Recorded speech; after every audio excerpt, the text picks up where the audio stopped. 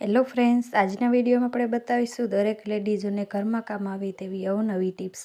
સૌથી પહેલાં તો આપણે આ રીતના બ્લેન્કેટ સંકેલતા હોય તો આ રીતે આપણે વિખાઈ જાય છે, જેના લીધે આપણે વારંવાર સંકેલવો પડે છે। જેના ઘરમાં નાના બાળકો હોય તે આ રીતે ફોલ્ડ કરીને બ્લેન્કેટ સંકેલી શકે છે, કેમ કે નાના બાળકો જેના ઘરમાં હોય તે આમ તેમ વીખી નાખતા હોય, એના લીધે આપણે આ રીતે બ્લેન્કેટ સંકેલશું તો સરસ મજાનું બ્લેન્કેટ સંકેલાઈ જશે અને જે નાના બાળકો જેના ઘરમાં હશે તે આના ઉપર રમશે તો પણ આ વિખાશે નહીં। તો ફ્રેન્ડ્સ, તમે આ આઈડિયા એકવાર જરૂર ટ્રાય કરજો, સરસ મજાનો આઈડિયા છે। ત્યાર પછી જોઈએ નેક્સ્ટ આઈડિયા। તો ફ્રેન્ડ્સ, લગ્નગાળો ચાલી રહ્યો છે અને બધાના ઘરમાં આ રીતના કંકોત્રી તો આવતી જ હોય છે। આજે આપણે કંકોત્રીનો પણ સરસ મજાનો રીયુઝ કરવાનો છે। આ રીતના કંકોત્રી આવતી હોય તો આપણે ભંગારવાળાને દઈ દેતા હોય, પણ આપણે આ કરવાની કાંઈ જ જરૂર નથી। આપણે આમાંથી સરસ મજાનું કવર કટ તૈયાર કરવાનું છે। આ રીતે આપણે ફોલ્ડ કરીને સરસ એવા આ રીતે બે પાર્ટમાં સરસ એવું ફોલ્ડ કરી લેવાનું છે। એક સાઈડ મોટું ફોલ્ડ કરવાનું છે અને બીજી સાઈડ નાનું કરવાનું છે। જે વધારાનો ભાગ હોય એને આપણે કાતરેથી કટ કરી લેવાનું છે। આ રીતે તમે કંકોત્રીમાંથી સરસ મજાનું ઘરે જ કવર બનાવી શકો છો। જે આપણે લગ્નગાળામાં ઉતાવળ હોય તો આપણે આ રીતે ઘરે 2 મિનિટમાં જ આપણે આ કવર બનાવી શકીએ છીએ। તો ફ્રેન્ડ્સ, તમે આ આઈડિયા એકવાર જરૂર ટ્રાય કરજો, સરસ મજાનો આઈડિયા છે।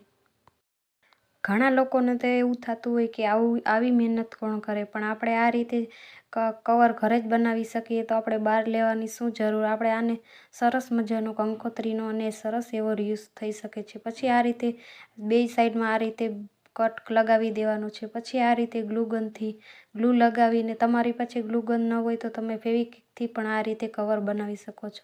પછી આ રીતે જે વધારાનો પાર્ટ હોય એને આપણે આ રીતે કાતરેથી કટ કરી લેવાનું છે।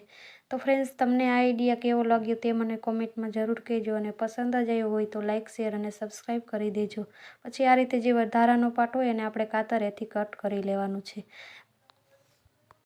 પછી આ રીતે જે આપણે ઉપરનો ભાગ છે એને આપણે આ રીતે રાઉન્ડ શેપમાં સરસ એવું કટિંગ કરી લેવાનું છે। સરસ એવું રાઉન્ડ શેપમાં કટિંગ કરી લેવાનું છે, જેથી કરીને આપણું કવર સરસ મજાનું તૈયાર થઈ શકે। તો ફ્રેન્ડ્સ, તમે આ આઈડિયા એકવાર જરૂર ટ્રાય કરજો, સરસ એવો આઈડિયા છે। જેવો આપણે લગ્નમાં ઉતાવળમાં જવાનું હોય અને આપણે કવર લેતા ભૂલી ગયા હોય તો આપણે આ રીતે આપણે ઘરે જ બનાવી શકીએ છીએ। માત્ર 2 જ મિનિટમાં આપણે આ કવર બનાવીને તૈયાર કરી શકીએ છીએ। પછી આ રીતે આપણે વ્હાઇટ કોર્ન હોય તેનાથી આપણે આ રીતે, મારી પાસે આમાં ગણપતિ આવ્યા હતા, કંકોત્રીમાં જ આવ્યા હતા અને આપણે આમાં સરસ એવા આપણે ચોંટાડી દેવાના છે, જેથી કરીને આપણું કવર સરસ મજાનું તૈયાર થઈ શકે। તો ફ્રેન્ડ્સ, તમે આ આઈડિયા એકવાર જરૂર ટ્રાય કરજો, સરસ મજાનો આઈડિયા છે।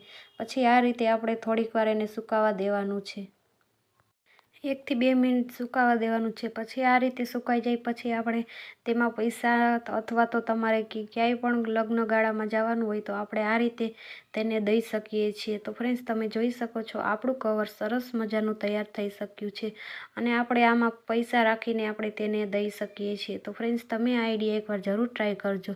તો તમે જોઈ શકો છો ફ્રેન્ડ્સ, આપણું કવર સરસ મજાનું કંકોત્રીમાંથી તૈયાર થઈ શક્યું છે।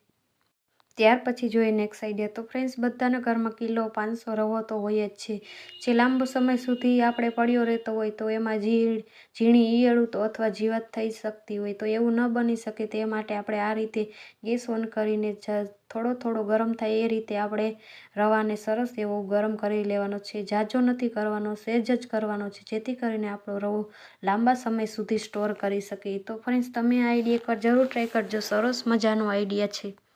ગેસ આપણે ધીમો જ રાખવાનો છે, સહેજ ગરમ થાય એ રીતે આપણે ગરમ કરી લેવાનો છે, ઝાઝો ગરમ નથી કરવાનો। જે ઝાઝો ગરમ કરશું તો આ રવો શેકાઈ જશે। તો ફ્રેન્ડ્સ, તમે આ આઈડિયા એકવાર જરૂર ટ્રાય કરજો અને આ આઈડિયા ટ્રાય કરીને મને કોમેન્ટમાં કહેજો કે તમને આ આઈડિયા કેવો લાગ્યો।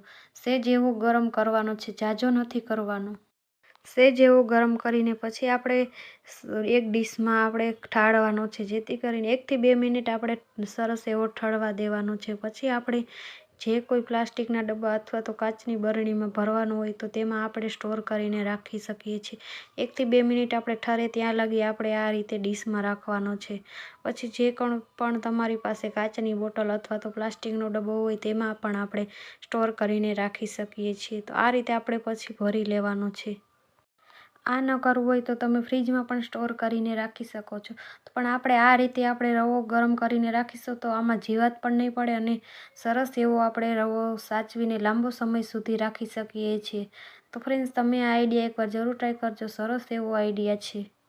આ બધા આઈડિયા તમને કેવા લાગ્યા તે મને કોમેન્ટમાં જરૂર કહેજો. ત્યાર પછી જોઈએ નેક્સ્ટ આઈડિયા. તો ફ્રેન્ડ્સ બધાના ઘરમાં લેડીઝ સેન્ડલ તો પહેરતા જ હોય. આપણે એ સેન્ડલ એમને મૂકી દેતા હોય, એના કારણે આ રીતે બેવડા વળી જતા હોય.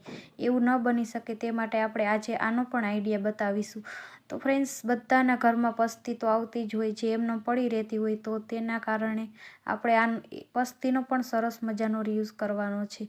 સૌથી પહેલાં આપણે આ રીતે બેવડા વાળીને આ રીતે ચંપલ અંદર રાખીશું તો આપણા સેન્ડલ સરસ મજાના જે આપણે બહારથી લઈ આવ્યા હોય એ રીતે જ આપણે રાખી શકીએ છીએ. આ રીતે આપણે રાખીશું તો આપણા સેન્ડલ બગડશે પણ નહીં અને સરસ મજાના આપણે રાખી શકીએ છીએ.